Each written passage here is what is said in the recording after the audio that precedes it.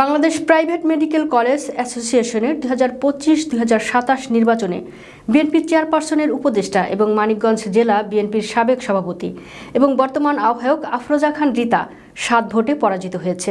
এর মধ্যে 5 ভোট বাতিল এবং 2 ভোট কম। আফরোজা খান রিতা এবং মুয়াজ্জেম 21 জন প্যানেলে শুধু সভাপতি পরাজিত হয়েছে আর 20 জন জয়ী হয়েছে। Bangladesh private medical college association BPMCA এর প্রথম নির্বাচিত সভাপতি হয়েছেন আদ্দিন উইমেন্স মেডিকেল কলেজের ডাক্তার শেখ মহিউদ্দিন এবং সাধারণ সম্পাদক নির্বাচিত হয়েছেন ইস্ট ওয়েস্ট মেডিকেল কলেজের চেয়ারম্যান অধ্যাপক ডাক্তার মুয়াজ্জেম হোসেন। বেসরকারি মেডিকেল কলেজ মালিকদের এই সংগঠনের প্রথমবারের মতো সরাসরি ভোটের মাধ্যমে তারা নির্বাচিত হয়েছেন। বুধবার সকাল 10টা থেকে বিকেল 4টা পর্যন্ত রাজধানীর সিরডাপ মিলনায়তনে ভোট গ্রহণ অনুষ্ঠিত হয়।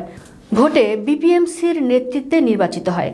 নির্বাচনী কার্যক্রম পরিচালনা করেন ডাক্তার মোহাম্মদ মইনুল আহসানের নেতৃত্বাধীন 3 সদস্যের নির্বাচনী বোর্ড।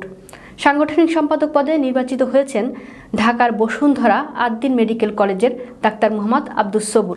সভাপতি পদে নির্বাচিত হয়েছেন আদ্দিন উইমেন্স মেডিকেল কলেজের ডাক্তার শেখ মহিউদ্দিন এবং সাধারণ সম্পাদক পদে জয়ী হয়েছেন ইস্ট ওয়েস্ট মেডিকেল কলেজের চেয়ারম্যান অধ্যাপক ডাক্তার মোহাম্মদ মুয়াজ্জেম হোসেন।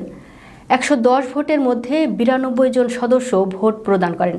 তবে নির্বাচন শেষে ভোট গণনায় স্বচ্ছতার অভাবের অভিযোগে আফরোজা মুয়াজ্জেম পরিষদ ভোট বর্জন করে।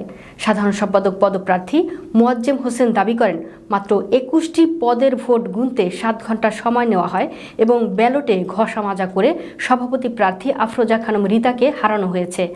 অন্তর্বর্তীকালীন সরকারের বাণিজ্য উপদেষ্টার ভাই ডাক্তার মহিউদ্দিনকে বিজয়ী করতে প্রক্রিয়াটি উদ্দেশ্য প্রণীতভাবে পরিচালিত হয়েছে।